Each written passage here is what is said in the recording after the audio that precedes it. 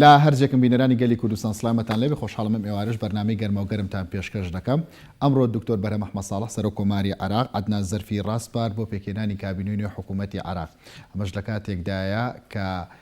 لە ماوەی دوو هەفتەی ڕابردوودا لایەنە شیعەکان ئەوەی کە بە گروپی حەوت لایەنە شیعەکە ناویان هات نەیانتوانی کاندیدێک دابنێن یاخود یەکلای بکەنەوە بۆی کە پۆستی سەرۆکوەزیرانی پێ ڕابسپێردێ و کابینەیەک پێک بهێنرێ. عەدنان زەرفی ئێستا لەناو ئەنجومەنی نوێنەرانە سەرۆکی کوتلەی نەسرا ئەندامی ئەنجومەنی نوێنەرانی عێراق بۆ پێشتریش سێ جار پارێزگاری نەجەف بوو و خۆشی ئێستا سەرۆکی حیزبی وەفایە. بۆیە تەجروبەیەکی باشی لەگەڵ سیاست لە عێراقدا هەیە و پێشتریش لە ئۆپۆزیسیۆنی عێراقیدا کاری کردووە. بەڕێز ئاڵا تاڵەبانی ئەندامی ئەنجومەنی نوێنەرانی عێراق لە گەرماوگەرمم ئێوارەی لەگەڵمدایە گفتوگۆ لەسەر عەدنان زەرفی و لێکەوتەکانی عێراق دەکەین لەم سەردەمەدا. ئایا ئەم کەسایەتە دەتوانێت کابینەکەی پێک بهێنێ یاخود وەکو محەممەد تۆفیق عەلاوی دەبێت؟ ئەو پرسیارانەی کە هەن ئایا دەتوانێت ڕای سونە و کورد وەربگرێت لە حکوومەتەکەیدا یاخود نا؟ بەڕێز ئاڵا بەخێر بێت. عەدنان زەرفی کاندیدی کێیە؟ کوتلەی ئەکبەرە، کوتلەی یەکەمە، کاندیدی سەرۆک کۆمارە. ئەمڕۆ لە ناو شەقامی عێراقی ئەمە بابەتی سەرەکی بوو. زۆر سپاس دەکەم. سڵاو ڕێزم بۆ جەنابەت بۆ بینەران بە هیوایەوەی هەموو هاوڵاتیان پابەندی ڕێنماییەکانی تەندروستی بن، چونکە ئەمڕۆ گرنگترین مەسەلە بەنسبەت هەموو لایەکەوە پاراستنی ژیان و با بڵێن تەندروستی هاوڵاتیانی هەرێمی کوردستانە. بە هیوایەوەی ئەم نەخۆشیە بە زووترین کات یەخەی عێراق و بە تایبەتیش هەرێمی کوردستان بەربدا. پرسیارەکەت بەجێ لەوە دەست پێ کرد ئایا ئەو تەمسیلی کێیەکە یان کاندیدی کێیە؟ دیارە جەنابتان نەزانن لە سەرەتای ئەم دەورەی پەرلەمانیە و پێکهێنانی حکوومەت کێشەیەک لە عێراق دروست بوو، شتێک نەما بە ناوی ئەلکوتلە ئەکبەر یاخود کوتلەی گەورە. ئەوەش لەوە دەسی پێکرد لە دوای انتخاباتەوە لە ناو پەرلەمان عادەتەن دەبێت ڕۆژی یەکەمی جەلسەی پەرلەمان کوتلەی زۆرینە بە ئیمزا و بە ژمارە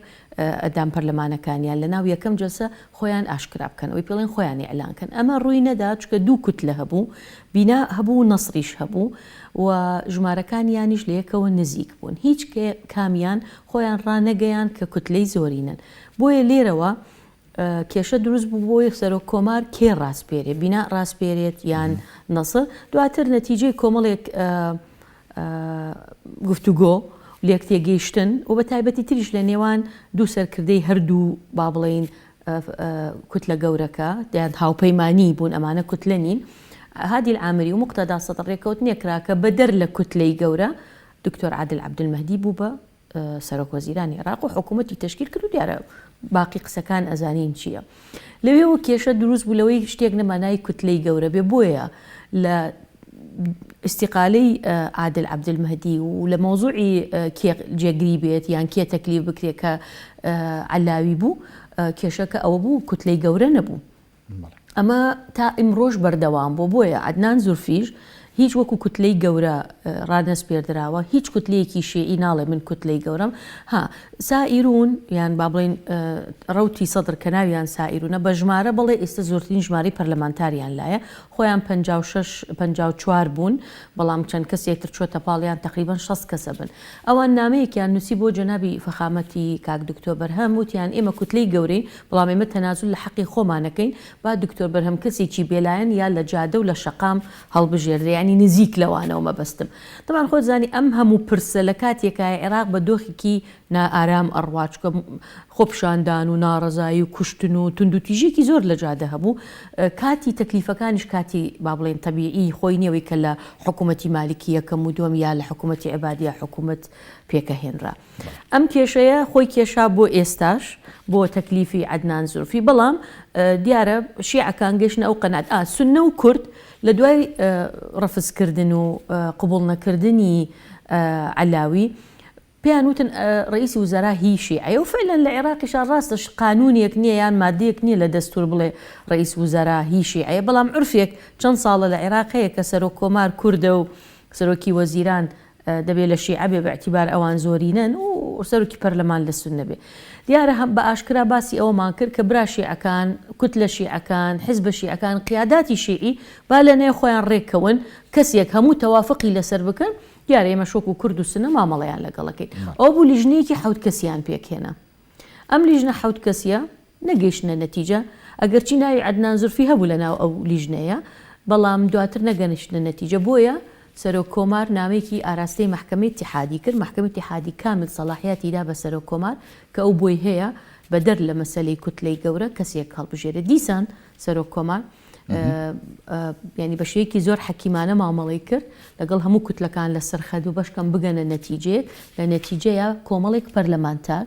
نزیکی 105 ئیمزایان کۆ کردەوە لە کوتلەی جیاجیا ینی و عەدنان زولفیان پێشکەشی سەرۆک کۆمار کرد. بەڵێ لەگەڵ ئەوەشدا کە کوتلەی یەکەم کە سائیرونە ئەم دەسەڵاتە یاوەتەوە بە سەرۆک کۆمار ئەمڕۆ لە دوای دیاریکردنی عەدنان زولفی بۆ پۆستە هاوپەیمانی فەتەح بەیاننامێکیان دەرکردووە بەیاننامەکە باس لەوە دەکات کە سەرۆک کۆمار پێشێلی دەستوری کردووە و ئەدەبوو گوێی لە هێزە سیاسەکان بگرتە لە دیاریکردنە و ئەوان بۆ ئەتیباری کاڵەن بیان ناردای بۆ کوتلەی دووەم ڕاتان چێ لەسەر پێم وایە کتابەکەی محکەمەی اتحادی زۆر وازەحە محکەمەی فیدراڵی کە دکتۆر بەرهەم کامیلی سەلاحیاتی هەیە بۆ ئەوەی کەوا کەسێک دەستنیشان بکە بۆیە ئەو نامەی فەتح بەڕاستی هیچ ڕاستیەک و واقعێکی تیان نیە و من باکسەوە پێم وایوانە بێداوای لێبوردن بکەن چونکە لای نەداوە سەرۆک کۆمار لە قەراری محکەمەی اتحادی و مەسەلەی فراکسیۆنی گەورە و گەورەترین کوتلەی ناو پەرلەمان ئەمە خاڵی یەکەمە خاڵی دۆم ئەم نامەیان تقریبەن دوێنێ بوو تا ئەمڕۆژ ینی دوێنێ شەو زۆربەی پرۆسەکان ئەگەر زۆربەمان ئاگادار بین کۆتایی پێهات بوو ینی کتابی تەکلیفەکە تقریبەن حازر بوو دیسان سەرۆک کۆمار لەسەر تەحدیدەن فەتح وەستا لەگەڵ هەندێک ئەو لایەنەنی ناو فەتح کە دژ بوون و تایسەش پێچێ دژ بن بۆی بگەنە ڕێککەوتن ناوێکی تر ینی کە عەدنان زولفیتان پێ قبول نییە تا ینی درنگانێک چاوەڕێ بوون بەڵام دواتر بە ئامادەبوونی ڕئیسی محکەمەی اتحادی بە ئامادەبوونی فایق زێدان سەرۆکی محکەمەی قەزایی ئەو مەجلیسی قەزای عێراقی و سەرۆکی پەرلەمان و کۆمەڵێک ئەندام پەرلەمانی فراکسیۆنەکان دوای سەرۆک کۆمار تەکلیفی عەدنان زولفی کرد. زۆر باشە بەڕێز ئاڵا لەگەڵماندا بمێنەرەوە لەبارەی ئەو ئامادەکارانەی کە هەیە و قەدەغەکردنی هاتوچۆ و ئاوارە عەلی پامێری گەلی کوردستان لە سلێمانی لەگەڵدا ئاوارە سڵاوت لێبێ بە شێوەیەکی مەیدانی دێمە لای تۆ زانێرەکانمان بۆ بگوازیتەوە لەبارەی ڕێنمایی و پلان و بەرنامەکانی سبەینە. یوسف سڵاو لە تۆ سڵاو لە بینەرانی کەناڵی گەلی کوردستان لە دوای ئەو بەیانەی کە بڵێن بەیاننامەی ژمارە 19 وەزیری وەزارەتی ناوخۆی حکوومەتی هەرێمی کوردستان کە خۆی لە سێ خاڵ دەبینیەوە ئەمڕۆ دەرکرا و پابەت بوو بە بڵێن بابەتی قەدەغی هاتوچۆ کە لە سێ خاڵ خۆی دەبینەوە خاڵ یەکەمیان باس لەوە دەکات هەر هاوڵاتیەک ئۆتۆمبیل بێنێتێ دەرەوە جاری یەکەمی بێ 100,000 دینار غەرامە دەکرێت لە خاڵی دووەمە باس لەوە دەکات ئەگەر ئۆتۆمبیلەکەی هەرێنایەوە دەرەوە جارێکی دیکە ئەوە پڕی پارەکە دەبێتە نزیکەی 300,000 دینار و دەست بەسەر ئۆتۆمبیلەکەی دادەگیرێ و 5 ڕۆژ دەست بەسەر ئۆتۆمبیلەکەی دادەگیرێ خاڵی سێم باس لەوە دەکات کە ئەو بڕیارە لەمڕۆ جێبەجێ کراوە تا هەر هاوڵاتیە کە ئەمڕۆ ئۆتۆمبیلەکەی نابێتە دەرەوە بەبێەوەی ڕێگەی پێدرابێت لەلایەن قامێدیان لەلایەن هێزە ئەمنیەکانەوە ئەوە 100,000 دینار غەرامە کراوە بۆیە کە سبەی ڕۆژی بڵێن ڕۆژێکی دیکەی قەدەغی هاتوچۆیە کە ڕۆژی پێنجەمە بە پێی زانیاریەکانی کە لە بەردەست کەناڵی گەلی کوردستاندا هەیە پێدەچێت سبەی پێش تاوابوونی وادەکە جارێکی دیکە 72 ساعتی دیکە درێژ بکرێتەوە بەڵام سەرباری هەموو ئەوانە من لە ئێستادا کاک لەشکر حەمید سەرۆکی لیژناوبەشەکانی قایمقامەتم لەگەڵا کە خۆیان ئامادەکەن بۆ ئامادەکارێک هەیە دەمێت لە زاری خۆی بزانم چی دەکەن ئێوە خۆتان ئامادە کردووە بۆ کوێ دەڕۆنوە چیتر هەیە بۆی کە وڵاتیان بزانن. سڵاوتان لێ بێ سڵاو لە سەرجەمبیرانی تەلەڤیزیۆنی گەلی کوردستان بێ ئێمە قایمقامەتی سلێمانی بەڕێستان ئاگادارن 24 کاتژمێر لە ئەرکین بۆ جێبەجێکردنی ڕێنماییەکانی وەزارەتی ناوخۆ و وەزارەتی تەندروستی و قایمقامەتی سلێمانی بەڕێوەتی گشتی تەندروستی سلێمانی بەمەستی خۆپارێزی هاوڵاتیانی پارێزگای سلێمانی بۆ مەبەستە لیژناوبەشەکانی قایمقامەتی سلێمانی سەرجەم و شوێنانە بەسەرەکەنەوە کە ڕێگەیان پێدراوە بە هەنێک شوێن بۆ نانەوخانە و فڕنی سەمون و دوکانی سەوزە و گۆشتفرۆشەکان و پێداویستی ڕۆژانە کار بکەن هەروها ئەو شوێنانش کە پابەندی ڕێنماییەکانین بۆ مەبەستە ئەم شەو بە هاوکاری هێزە ئەمنیەکانی پارێزگای سلێمانی بە تایبەتی بڕواتی ئاسیایشی سلێمانی و هاتوچۆی سلێمانی و بەهێزی ئامادەی سلێمانی و پۆلیسی سلێمانی و سەرجەم هێزەکانی وەزارەتی ناوخۆ سەردانی ناو شوێنە گشتەکانی پارێزگای سلێمانیەکەین هەر کەسێک پابەندەوێت بە ڕێنماییەکان و ئیجراتی یاسایی توندی لەگەڵاکەین لێرە شەو ڕاگەین بە هاوڵاتیانی خۆشەویستی پارێزگای سلێمانی تکاتان لەکەین پابەندی ڕێنماییەکان بن هەر کەسێک پابەندی ڕێنماییەکان نەبێ خۆتان نەزان ئەم ڕێنمایانە لەبەر بەرژەوەندی هاوڵاتیان لەبەر بەرژەوەندی گشتی و لەبەر سەلامەتی تەندروستی هاوڵات هاوڵاتیانە هەر کەسێک پابند نەبێ ئێمە قایم قامەتی سلێمانی دەستکراوین تونترین ئیجااتی یاساییان لەگەڵاکەین چ دوکاندار بێت ئەوانەی کە بە شۆفێری هاتچۆکەن لەلایەن وەزارەتی ناوخۆ و پۆلیسی هاتچۆوە بە سەرپەرشتی بەڕست قایم قامی سلێمانی ئیجراتی تون دەکرێت لەگەڵ کەسانە بۆیە داواکەین لەسەر جەم هاوڵاتیانی پارێزگای سلێمانی هەتاکو لایەنە پەیوەنددارەکان ڕێگەیان هاوڵاتیان لە ماڵەوە بێنە دەرەوە لە ماڵەوە بمێنەوە لە ماڵەوە کەرنتینە بن بۆی کە بە هەمومان بتوانین پارێزگای تەندروستی پارێزین چونکە خۆتان نەزانن مەترسی ئەم نەخۆشیە لە هەموو جیهانە هەیە بۆی کە ڕێگری بکەین لە مەترسی زیاتر بڵاو بوونەوە تکایە لە ماڵەکانتان بێنە دەرەوە ئێمە وەکولایەن تەندروستیش کە من نوێنەی تەندروستیم لە قایم قامەتی سلێمانی داوا لە هاوڵاتیانەکەین تا ئەتوان لە ماڵەکانیان بمێنەوە بۆ حاڵەتی پێویست نەبێت لە کۆڵانەکانی شانەیە دەرەوە بەدەرەوەی کە ماوەی 24 کاتژمێری ماوەی محتەجەولەکە لە هەرێمی کوردستان ئەگەر تازەش نەکرێتەوە ئێمە پێشنیارەکەین بۆ هاوڵاتیان کە بەیشێ لە ماڵەکانیانە نێنە دەرەوە هەتاکو 28/3/4 بۆی کە لە ماوەی ئەم بۆ 12 ڕۆژایە بە تەواتی مەترسی ڤایرۆسی کۆرۆنا لە سووری هەرێمی کوردستان کۆتایی بێبێت. من سێ شوێن هەیە پێت دەڵێم بڵێن گەڕێکی ڕاپەڕین بە کرەجۆ لەگەڵ سیەکەی سلێمانی سیمەتری پێڵێن پێما بێت لای ئازادی قەرەباڵخێکی زۆر هەیە ئێوە چیەکەن بۆ سێ شوێنە دڵیان هەندێک شوێنی دیکە هەیە کە دەڵم قەرەباڵخێمە بەسمۆنیە زۆر قەرەباڵغ بێ بەڵکو بەشێکی لە ڕێنمایەکان دەرچووە ئێوە چیەکەن بۆ ئەو شوێنانە بەتایبەت ئۆتۆمبیلەکان یاخود ئەو شوێنانی کە فڕنی نانەوان یاخود سەمونخانن هەر شتێک لەو بابەتە بەنسبەت گەڕێکی ڕاپەڕین دوێنێ لەسەر ڕاستپاردەی بەرز قایم قامی سلێمانی من خۆم ڕاستەوخۆ لەگەڵ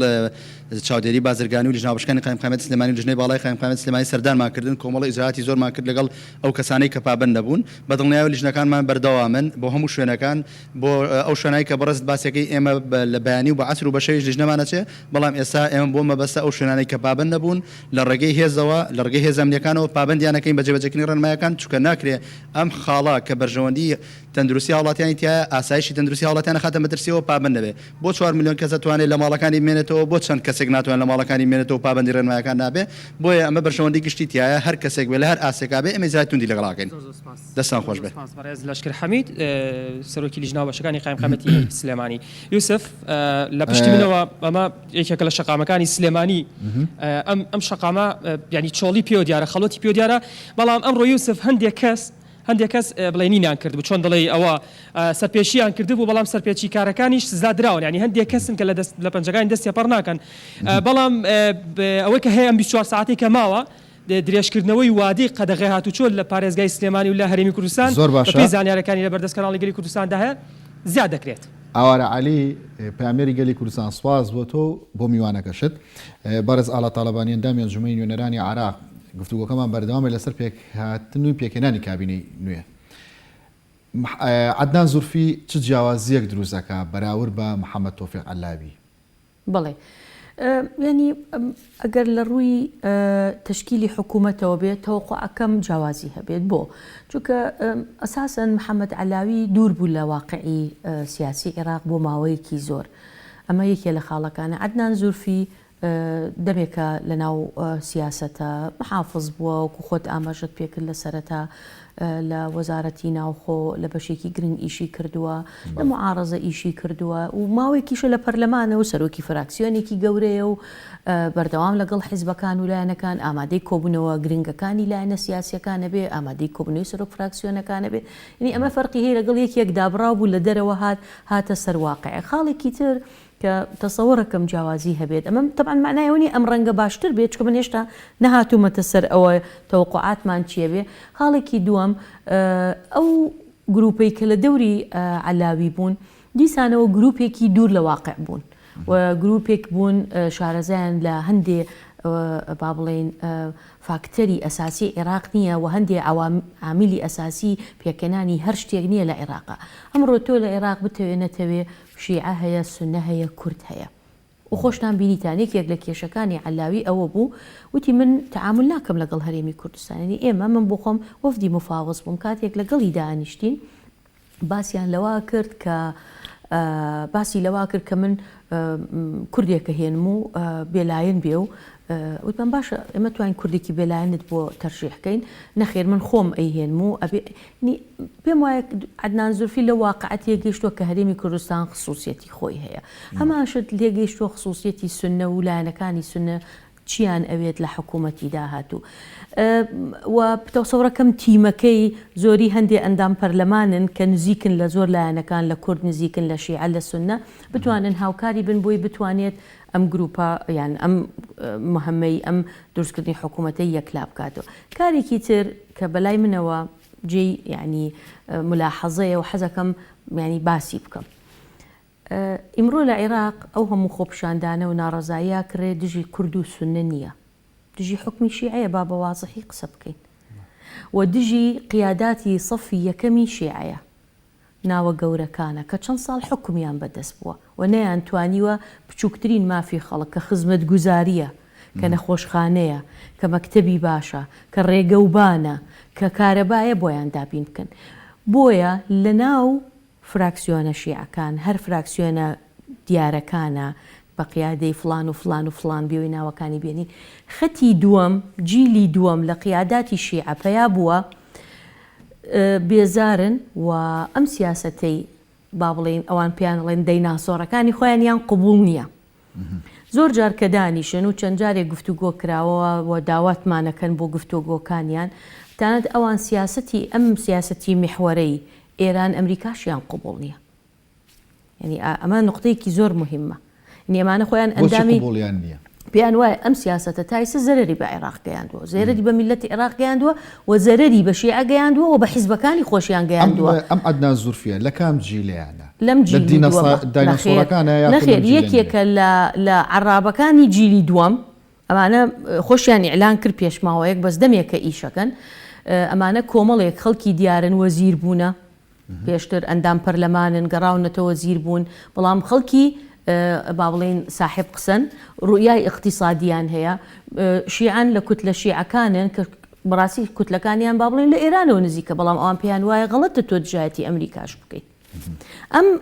ئەم گروپە کە عەدنان زورفیش یەکێکە لەوان ئێستا پێیان وایە بۆی ئەمە دوا فرسەتە لە دەست یان و حیزبەکانیان و بۆ ئینتیخاباتی داهات و شکست هێنن پێویستەکە ئیتر ئەمان بێنە سەر حکوم و ئەمان ئیداری وەزع بکەن بۆی بتوانن شتێک لەو شکستیە و لەو فەشەلەی کە لە چەند ساڵی ڕابردوو بەهۆی ئەو قیاداتەوە تووشی حیزبەکانیان و جادە و خەڵکی عێراقیش بووە ئەمان ڕاستی بکەنەوە. تایبەت بە مەسەلەی دایناسۆرەکان کە خۆت ناودنا لەلایەن شیعەکانەوە عەدنان زورفی سێجار پارێزگاری نەجەف بووە.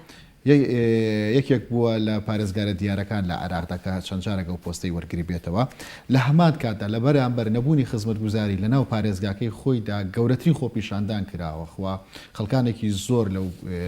شارە کوژان تەنانەت گەیشتەوەی کە کۆنسوڵخانەی ئێرانیش لێوە سووتێنراوە. ئەنی چاوەڕوانەکری ئەمە کەسایەتێکی بەهێز بێ بۆ بەڕێوەبردنی عێراق. یعنی بۆ ئاگاداریت ئەو خۆپیشاندانانی لەم ماوەی ئەخیر کرا و هجومی سەر کۆنسوڵخانەکان ئەسڵەن ینی هەندێک لایەن عەدنان زورفیان تاوانبارە کرد کە دەسیتیا هەبێت لەو کاتەیە عەدنان زورفین پەرلەمانتار بوو شارەکەی خۆی ئاوادان من یەکشت پێڵێ عەدنان زورفی کە کاتێک محافظ بووە خزمەتی محافظەکەی کردو چکە نەجەف محافظێکی تایبەتە چکە محافظێتێکی دینی و قودسێتی خۆی هەیە لە لای شیعە هەموو کەسێکش ناتوانێت محافظ بێ بەڵام دایمە ئەو محافظەکەی سیراعی لەسەر بووە گەر ملاحەزە بکەی وەکو بەسڕا لەبەر مەسلەی هەندێک داهات کە بۆ بەسڕا داهاتی سنووری و داهاتی مینا و با بڵێن خاڵە ئاوی و سنووریە مشکاییەکان و ئاویەکانە بەڵام بۆ نەجەف مەسلەی داهاتی زیاراتی دینی و مەتارەکە و کۆمەڵێشتا چەند دژایەتی هەیە ئەوەندەش پشتیوانی هەیە لە ناو نەجەفە یعنی ئەمە هەیە بەڵام ئەمە معنای ئەوە نییە ئەو پیاکی ناجیحە بێ لە ئیسۆ بڵێنیان فاشلە بێت. کەم محافظ هەیە و کەم بەرپرسەیە لە عێراق مزاهرەی دژی نەکرابێ پێشی هەفتەیەک محافظی بەسڕا ئەوە چەندەمین مزاهرەی گەیشتە ئەوەی کەوا با بڵێن نارنجۆک و ساڕۆخی بچووک و چوزانم کۆمەڵی هاوەنیان هێشتا هاویشتە ناو ماڵەکەی کە ماڵ و مناڵەکەی تایە یعنی خۆپیشاندان دژی عەبدولمەهدیش هەیە خۆپیشاندان دژی عیبادیش هەبوو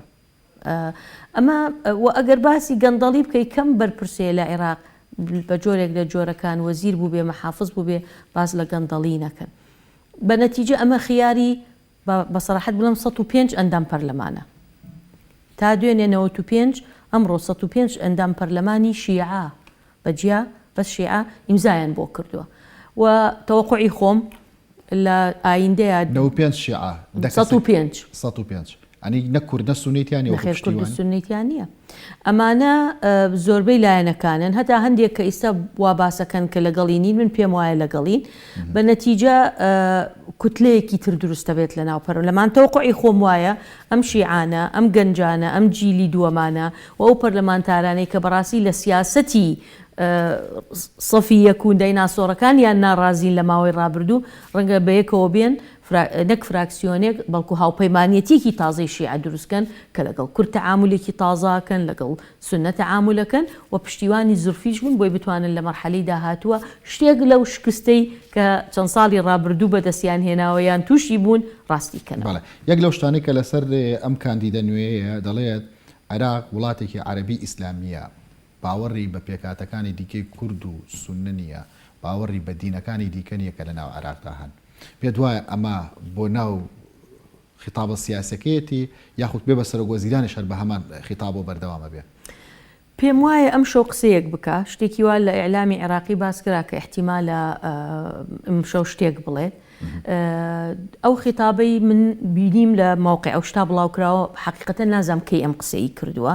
ڕەنگە خیتابی ئینتیخابی بێ بیرمان نەچێ هەمومان لە خیتابی ئینتیخابیمانە بە گۆرەی بیئەی دەنگدەرمان قساکەین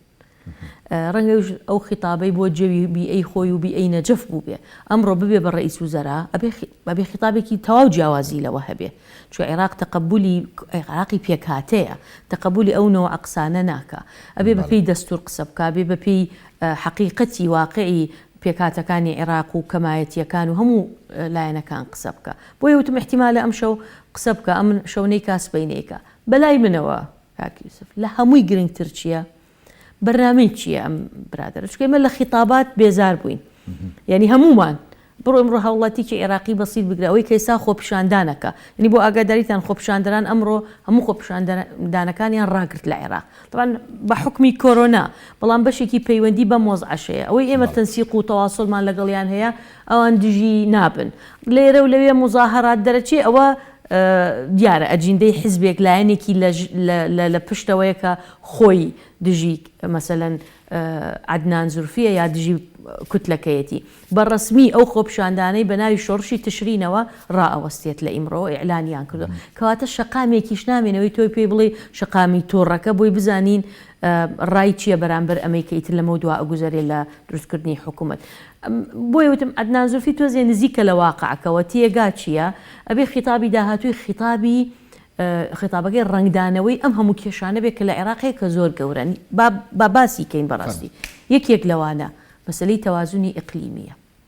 کابرا بە سەراحەت یان با بڵێن سەرۆک وەزیران وا حیسابەکرێکن لە ئەمریکیەکانەوە نزیکە بەڵام پێم وانییە لە لایەنەکانی تری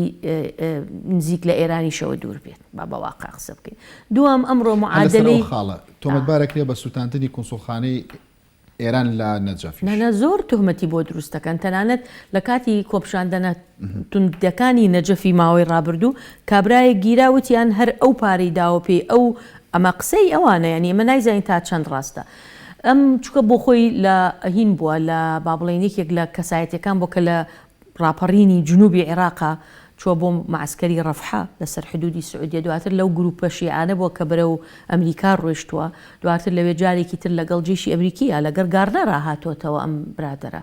و بۆ بە مەحافظ و یعنی کۆمەڵی پۆستی وەرگرتووە دواتر پۆستی مەحافظین پۆستی ئەمنیشی وەرگرتووە لە ناو وەزارەتی ناوخۆ بەشی لێکۆڵینەوە ئیستیخباراتی و ئەمانە بگەڕێنەوە سەر مەلەفەکان تام دقەیە ئەم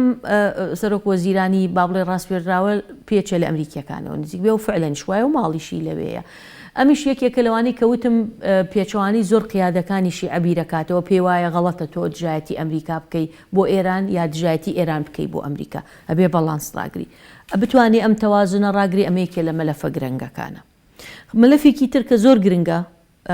مەسەلەی ئەم هەموو هێزە چەکدارەیە هەیە تا چەند ئەتوانێ تەحجیمی سیلاح بکات لە هەو هێزە چەکدارانەی کە بە تایبەتی ئەوانەی کە بە فەرمی لەژێر کۆنتترۆلی با بڵێن فەرماندەی گشتی هێزە چەکدارەکانیان بیرمان نەچێ عەدنان زورفی ئەگەر ببێ بە سەرۆک وەزیرانی عێراق و متمانەوە بۆرگرێ بۆ کابینەکەی لەو ڕۆژەوە ئەبێ بە قایدی عامی قواتی موسەلەحە باشە ئایا چۆن ئەتوانێت مامەڵە لەگەڵ ئەم مەلەفە بکە. خاڵی سێم مەسەلەی دەرچوونی هێزەکانی هاوپەیمانی و بە تایبەتیش هێزەکانی ئەمریکای لە عێراق لە کاتێکە ئەگەر ئەبینین لە ماوەی ڕابردوو بە تایبەتی لە مانگی ڕابردوو چەند هەفتەی ڕابردوو زۆرترین پێکدادان لە نێوان با بڵێن فەسائیلە موسەلەحەکانی کە نزیکن لە ئێران و لە نێوان هێزەکانی ئەمریکا ڕوویدا لە عێراق ئەو هەموو موشک هاویشتن و ڕەتدانەوە لە هەردوو لاکرا ئەمە وای کردووە بەعکسەوە ئەمریکا ئەمڕۆ جموجۆڵێکی تازەی هەیە من پێم وایە بەتەمایە هەندێک هێزی لە حدودی سووریا و لە زۆر شوێن بکێشێتەوە بهێنێتە شوێنی نزیکتر ئەو شوێنانەی کە پێی وایە مەترسی لەسەر هێزەکانی هەیە و معلوماتی ئەکید کە گەورەترین قاعیدەی تدریب و مەتار وەتا لە عین الأسد لە ئەنبار تەوسیعی پێکە ئەمریکیەکان ئایا ئەمە توانێ لەم کاتەیە ئەمە بکات یا هەڵیەگرێ بۆ دوای هەڵبژاردن بۆ هەڵبژاردننی پێشوەخت ئەگەر بکرێت دێنە سەر ئەمە هەڵبژاردننی پێشوەخت کەی هەڵبژاردننی پێشوەخت ئەتوانێ ئیعلام بکاو بکرێت لە عێراق کە کۆمەڵی ئەم پرسانە یەکلا ببێتەوە بیرمان نەچێ ئێستا مۆزوعی کۆرۆنا هاتە ناو باسەکەوە نازانی چەند ئەخایانەکەی عێراق ئەتوانێ بە تەواوەتی ئەلانی کاکە کۆتایی ئەوە دەوڵەتە زلهێزە بەتواناکانی دنیا کە ئیستیقراری هەیە ڕۆژ بە ڕۆژ ئەڵێ مەترسیەکە بڵاوە بێتەوە ئەڵمانیایە ئەمریکایە بریتانیای ئایا عێراق چەند مانگی تر و چەند ماوەی تر ئەتوانێ لەم کێشەی کۆرۆنا نەجاتبی ئەزمەی اقتصادیمان هەیە ئەساساً 50 ملیار عەجز لە موازنەی عێراق هەیە اینجا ئێستا سعری نەوت بە پۆنەی ئەم ئەزمەیەوە دابەزیە کە بەبێ ئەم تا چەند ئەتوانێ ئەم کێشەیە حەلکە اینجا کێشەی لەگەڵ یان با بڵێن مەلەفەکانی لەگەڵ کوردە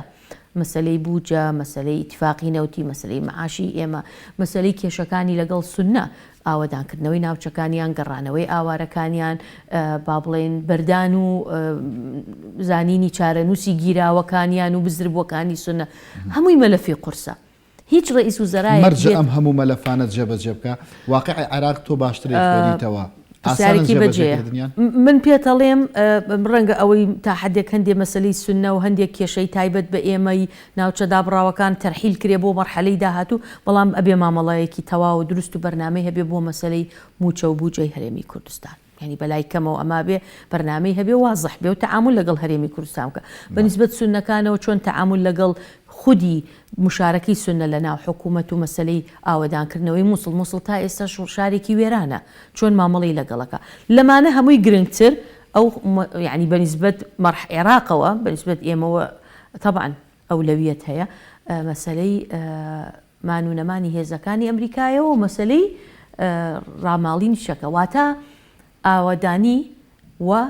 گەڕانەوەی ئاسایش بۆ شارەکان تو چۆن ئینتیخاباتەکەی هەموو کون و قژبنێکی هەر شارێکی عێراق وەرە بەغدا بە نمونە وەرگە من بۆ خۆم کاندید بوومە لە بەغا ئەوسا ئەم شەڕە نەبوو ئەم تونند و تیژە نەبوو ئەم هەموو هێزە چەکدارە لە جادە نەبوو نەتەتوانی بچیتە بەعزە گەڕەکێکی بەغا حملەی ئینتیخابات و یا هەڵمەتی هەڵبژاردن بکەیت چکە داخرا بوو بۆ هێزێکی معەنی چەکدار و کاندیدی خۆیان هەبوو تەنانەت لە کاتی ڕۆژی دەنگدانیشە زۆر مەحەتەی دەنگدان کۆنتترۆل کرابوو کەس نەیەتوانی نەک من مەبەستم هێزێکی تر حیزبێکی تر سونەیەک نەیەتوانی لێ بچێ دیعای انتخابی بکە و مراقیبێکی دابنێ اینجا وەرە ئێستا بەم زروفە ئەمە چەنی ئەوێت تا ئەچێتەوە شوێنی خۆی دووەم هەڵبژاردن پارەی ناوێت ئێستا عێراق ئەولەویەتی پارەکەی بۆ ڕوبەڕووبوونەوەی کۆرۆنایە یا بۆ ئەوەیە تەجهیزات و کارە لۆجستیەکانی هەڵبژاردن بکە یعنی ئەمەوی متحیدە خۆی هێشتا کۆرۆنا نەهاتبوو ئەیوت مانگی 3 یا 4 2021 ئەکری هەڵبژاردن لە عێراق بکرێت بۆیە تەحەدیەکان و با بڵێن کێشەکانی بەردەم زورفی و هەر کەسێکی تر زۆر قوڵن بە هیوایەوەی بتوانێم سەرکەوتوو بێچکە بەڕاستی شکستێنانی زورفی کە وەکو ناو مەبەستمان شخصی خۆی نییە شکستێنانی ئەم ڕاستپێردراوەش بەڕاستی عێراق بەرەو تونێڵێکی زۆر نادیارە ئەگەر شکستی هێنا کێ شکست دەهێنێ لە عێراقدا شیعە بە دەرەجە یەک بە تایبەتی ئەو حیزبانەی کە پلە یەک ئێستا ئەمڕۆ حکومیان بەدەستە شتێک ناوێت ئەسن ڕئیس وزەرا قودسیەتی نامێنێ دووەم عێراقیش بەڕێو مەسیرێکی نادیارە ڕواوە تەوەقوعی هەموو سیناریۆیەکی شەکرێ لە عێراق تەوەقوعی شەڕی چەکداری شەکرێ لە بینی فەسیلە موسەلەحەکانە بەڕێز ئاڵاخان لەگەڵماندا بمێنەرەوە ناوبڕێک وەرەگرین و گفتوگۆکەمان بەردەوامن بە تایبەت ئەوەی کە کورد چۆن مامەڵە لەگەڵ ئەم کاندیدە نوێدا بکە هەمان ئەو تایپ و هەڵسوکەوتە دەبێت کە لەگەڵ محەممەد تۆفیق عەلاوی کرا یاخود گۆڕانکاری بەسەردادێت لەگەڵماندا بمێنەوە.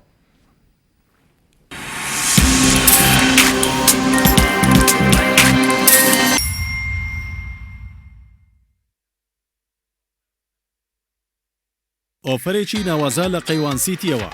ئێستا لە قەیوان سیتی ببە بە خاوەنی شوقەیەکی کواڵەتی بەرز و سەردەمیانە. پەلا بکە و سوودمەند بە لە ئۆفەری کڕینی شوقە بە قیستی 6 ساڵ. ڕوبەری شوقەکان 180 مەتر دووجایە. پێکاتوە لە 3 ژووری نووسن، ژووری میوان و نان خواردن، 2 موشتەمەلات، گەنجینە، مەطباخ، 3 باڵکۆن کە بەسەر دیمەنی جوانی شاری سلێمانی داڕوەن. باڵەخانەکانی قەیوان سیتی سیستمی ئاگرکوژانەوە و غاز و سەتەلایتی مرکزی تێدایە و 2 ئەسانسۆر بۆ هەر باڵەخانەیەک دانراوە و تێیدا ڕەچاوی بەرزترین کاریگەریەکانی بوومەلەرزەکراوە. تەواوی باڵەخانەکان بە مەبەستی پاراستن لە سەرما و گەرما بە کەرەستەی گونجاو ڕووپۆشکراوە. ئەم دەرفەتە لە دەستخۆت مەدە و لە قەیوان سیتی بە پێشەکێکی گونجاو و بە قیستی درێژخایەن ببە بە خاوەنی شوقەیەکی هاوچەرخ.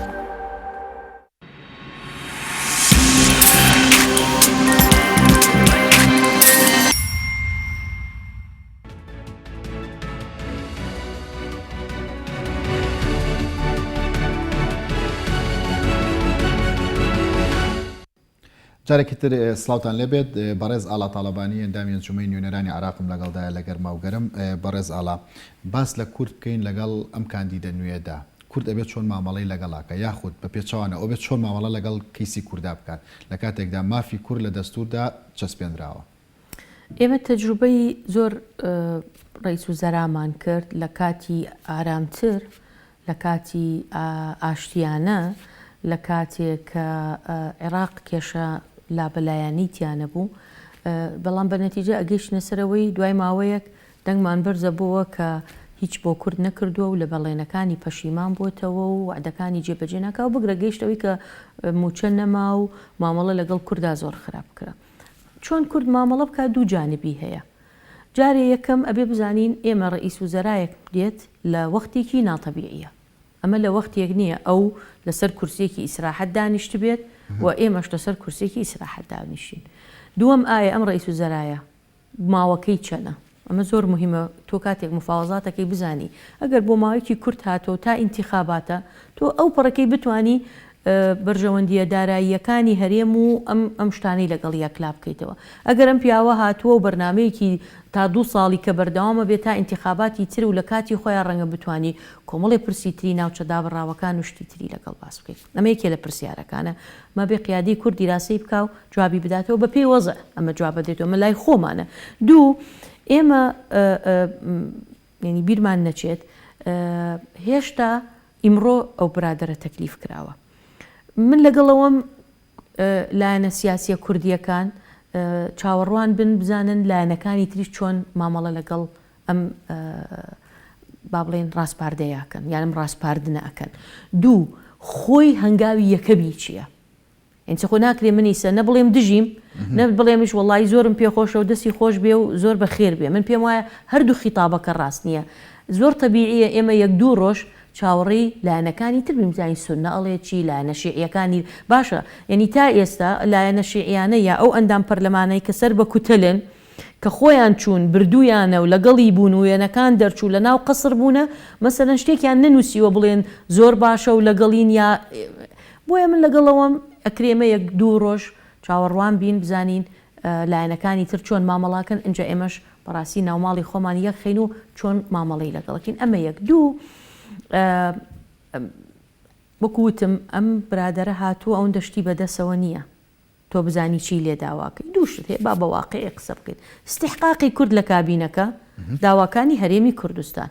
چۆنە چیت ئەم تەفاهمەی لەگەڵەکەی چاوەڕێکی بزانی هەنگاوی ئەو چییە؟ ئەجا ڕەتفعلتە بێ یا تۆ یەکسەر ئەڕۆیت و ئەچیت داوای لەکەیت و ئەڵێ ئەمانە. من وەکوتم ئەو فەرقی هەیە لەگەڵ علاوی و خاستن تەجروبەکەی علاوی بینی پێم وا بێ خۆی بەرنامە دابنێ و دەست بکە بەوەی پەیوەندی بە لایەنە سیاسیە کوردستانیەکانەوە لەگەڵ محەممەد تۆفیق علاویە وەکو کەسایەت یعنی ئەوانەی کە علاوی کاری لەسەر کرد بۆ ئەوەی کە تووشی کێشە نەبێت لەگەڵ کووردا کاری لەسەر ناکات؟ علاوی مامەڵەکردنی لەگەڵ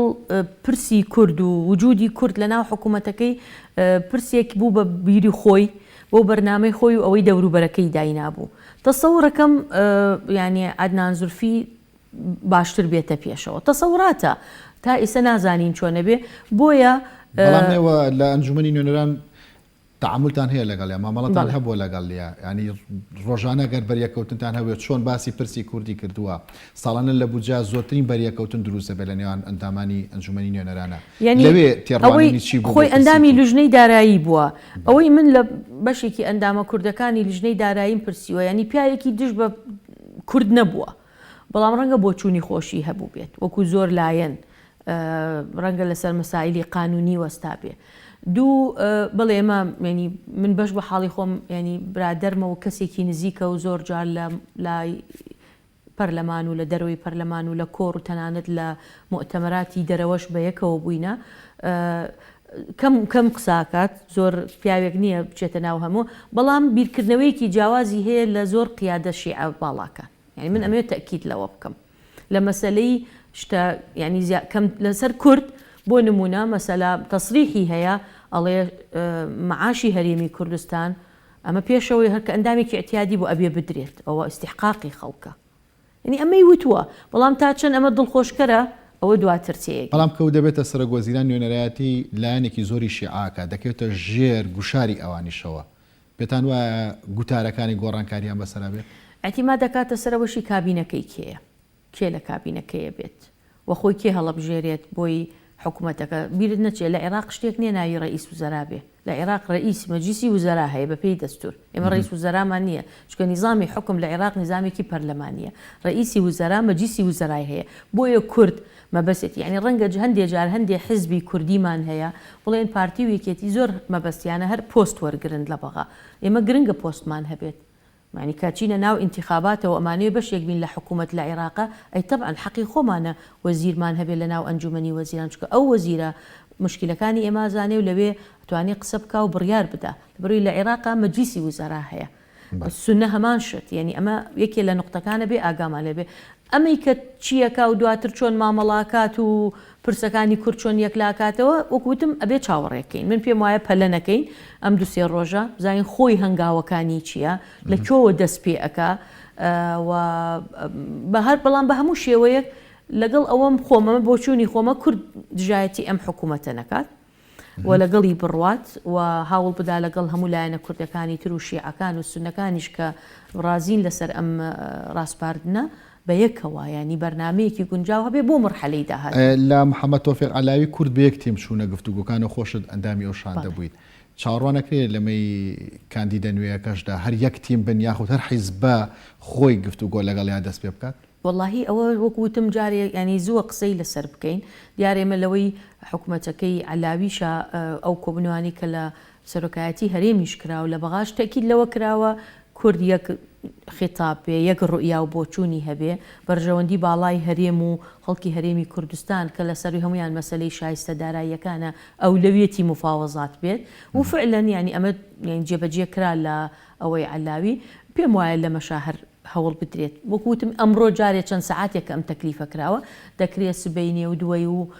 لە ڕۆژانی داهاتوو بزانین ئایلانە کوردیەکان چ هەوڵێکەدەن جارێکی تر بە یەکەوە یەکتیمە بن لەوەش گرنگتر جارێکی تر ئەیڵێم ئێمە نابێت پەلە بکەین لە دەرکردنی مەواقف ئێمە خەوبێت چاوەڕێ بکەم زین ئەویش ئەم شەو خیتابی هەیە نیەتیەوە نایزام سبەینێ هەیەی ئەو ئەڵێکی لە خیتابەکەیە چ ئاماژەیەکی هەیە بە مامەڵەکردن لەگەڵ هەرێمی کوردستان خۆی یەکەم هەنگاوی دەستپێکە ئایا خۆی دەستپێکات تیمێک دابنێ و پەیوەندی بە هەرێمەوە بکە بە حیزبەکانەوە بکە ئەمانش هەمووی خاڵن کە دەکرێت لەسەر ئەساسی مەسەلەن بۆچوونی خۆمان بنیادنین یا بەرنامەی خۆمان بۆ مامەڵەکردن لەگەڵی بنیاد بۆ کورد کامیان باشتر لەسەر ئەساس یاخود بنەمای حیزبی ماوەڵە بکە لەگەڵ عراقا یاخود لەگەڵ یەک تیم و هاوپەیمانێکیان هەبێ ئێمە لەبەرەوەی هەمومان لە حملەی انتخاباتیشە یەک بەرنامەمان هەیە کورد بۆ بەشداری لە حکوومەتی عێراقەکە بۆ دابینکردنی مافە دەستوریەکانی کورد کە لە دەستوری عێراقی لە ناو حکوومەتی فیدرالی و لە پەرلەمانە لە خلالی لەیان لە ڕێگای ئەو یاسا و بڕیارانەی دەرەچێت ئەگەر هەمومان ئەم بۆچوونەمان هەیە یان هەمومان ئەم بەرنامە ئینتیخابیەمان هەیە و هەمومان مەبەستی سەرەکیمان ئەمەیە طبعا باشتر وایە کورد بە یەک تیم بڕواوە یەک بۆچوونی هەبێ و یەک بڕیاری هەبێت بۆ مامەڵەکردن و مەرحەلەکەش مەرحەلەیەکی زۆر حساسە یعنی پارچەبوونی کورد لە مەرحەلێ بە سوودی هیچ لایەنێک و هیچ حزبێک ناگەڕێتەوە لە بەرامبەر حساسی مەرحەلەکەدا کورد ئامادەیە بەشێک لە مافەکانی خۆی واز دەبێنە بۆ عێراق لە پێناو عێراقدا ئەولەویەت هەیە یعنی شتێک نییە تۆ واز لە مافی خۆت بێنی بەڵام تۆ کۆمەڵێ داوات هەیە و دۆسی هەڵپەسێراوت هەیە هەندێکیان جێبەجێ ئەبێ هەندێکیان جێبەجێ نابێ من شتێکم وت لە سەرەتا یەکەم شت ئەبێ کورد قیادی کوردی تێبگات ئەم حکوومەتێکی کاتیە تا هەڵبژاردن و کەی هەڵبژاردن نەکرێ هی پێشوەخت ئەکرێ هەڵبژاردننی پێشوەخت بەرنامەمان دابنین ئەگەر هەڵبژاردننی پێشوەخت ناکرێ ئەم حکوومەتەی عەدنان زورفی کە متمانەی وەرگرت بەردەوام بێت تا 2022 تا هەڵبژاردننی با بڵێن کاتی دەستوری خۆی ئەو ساتوانی تۆ ئەسم بۆچی بۆم عێراقی کە تۆ ئەندامی ئەنجومەی نوێنەرانی وێوەزام دوو خول لەوێیت چوار خولەکە لێ من کۆنتترین ئەندام پەرلەمانم لە زۆرترین ئەکرێت گرنتی لەسەر ئەمە بکرێت نەخێر ناتوانانی نە زۆر زەحمەتە چکە بۆ نمونە لە کاتی حکوومەتەکەی علاوی کۆرۆنا نەبوو سەمە کۆرۆناش هاتووە کۆرۆنا خەتەرێکی زۆر گەورەیە ترسی نەوت هەبوو بەڵام بەم شێوەیە نەبوو نازانی تۆ مانگێکی ترچیە بێت لە عێراق ڕەنگە خواب بکە و کۆرۆنا سەیتەڕی بەسەرا بکرێ و سعری نەوت وەکو خۆی لێبێتەوە و بتوانێت دووەم تەحەدای ئەمنیم باس کرد یەکێ لە کێشەکان کە بێ قیادەی کوردی دەبێ هەموو لایەنەکان لە بەرچاوی خۆیان بگرن ئەمڕۆ لە عێراقا کێشەیەکەیە ناوی کێشەی ئەمنیە و پێکدادانەکانی نێوان فەسائیلی مسلح و ئەمریکایە ئەمە بە هەند ئەبێ وەربگیرێ ئایا ئەم حکوومەتە چەند نتوانێت لەگەڵ ئەمە ماڵەوە بیرمان نەچێ ترسی داعشیش ماوە خۆمان بینیمان پێش ماوەیەک لە چای قەرەچۆق و لە لایەنی تر و ئەمانە ینی ئەمە هەمووی تەحەدیاتی گەورەیە کە ناکرێت کورد لە بەرچاوی نەگرێ ڕاستە ئەولەویەت مەعاشە بەرژەوەندی هەرێمی کوردستانە بەڵام کە عێراق تێکچوو و عێراق ڕووخا و بوو بە شەڕ و پێکدادان حتمما بە شێوەیەکی سلبی تەسیری لەسەر هەرێمی کوردستان و بە تایبەتی تریش ناوچەدا بڕاوەکانە بێت. عەدنان زورفی وەکو کەسایەتی دەوترێت زۆر نزیکە لە کەسایەتی عەبادیەوە جارێکی دیکە ئەمە دروزە بێتەوە ینی گومانتان هەیە عەبادیکی دیکە لە بەرگێکی دیکە دروست بێتەوە بۆ عێراق و بەتایبەت بۆ مەسەلەی مافی کوردچکە ئەو هاوسەنگی کە لە عێراقا بۆ کورد تێکچوو لە کابینەکەی عەبادیەوە زۆرتر سەری هەڵدا بە ڕاشکاوانە قسە بکەین باشە عەبادی پیاوی خراپ نەبوو کە هاتە هەولێر و تەحیەمان بۆی کرد عەبادی پیاوی خراپ نەبوو کە هاو پەیمانمان بوو کە هەماهەنگی لە بینی هێزی پێشمەرگە و لە بینی هێزی عێراقی و ئەمریکا هەبوو بۆ ڕوبەڕووبوونەوەی تێرۆریست و ڕزگارکردنی مووسڵ و ناوچەکانی تر عەبادی سەردانی هەولێریە کرد سەردانی یەکەم سەردانی هاتۆتە سلێمانی سەردانی یەکێتی نیشتیمانی کوردستان و هەزار ڕەحمەتی لەبێ جەنابی مامی کردووە لەگەڵ مەکتەبی سیاسی یەکێتی کۆبووە پەیوەندیەکانمان لەگەڵ عەبادی تێکچوو لە دوای ڕیفراندۆم تێکچوو ئێمە خۆشمان سیاست لە پێکێنانی کابینەکەیان نەگەڕایەوە بۆ کورد لە گردی زەرگەتەی سلێمانی کۆبوونەوە بۆ ئەو لە بەغدا کابینەکەی خۆی ڕاگەیاند و هەندێک وەزارەتی بە بەتاڵی بۆ کورد بەجێهێشت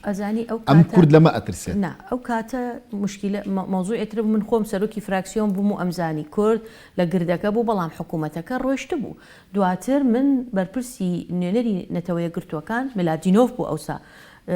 وتی ئێوە لە کۆن وتم وڵا ئێمە مانگرتووە بمعناه و ڕەنگەنەین و بەشداری نەکەین وتی نەخێر موافقەشتان کردو و فەرمەوەەر نەژوورەوە و دەنگی شەدەن و بەشداری